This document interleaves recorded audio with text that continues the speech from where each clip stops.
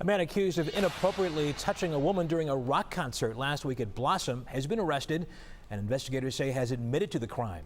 Police charge Ryan Bollas of Northfield Center with sexual imposition after a 19-year-old woman reported that incident during the show. Our Mark Naymik is looking into security at the amphitheater. Blossom Music Center has hosted dozens of shows this summer, and thousands of patrons have come through their doors.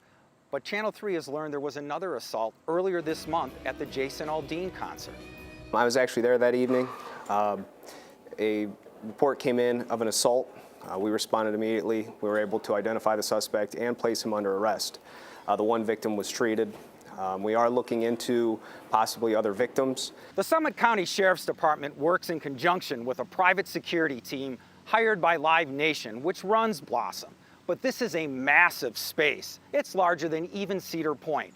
They have to deal with everything from underage drinking, general rowdiness, and car accidents. Summit County deputies are all over the grounds, but they say even a cell phone can make a difference.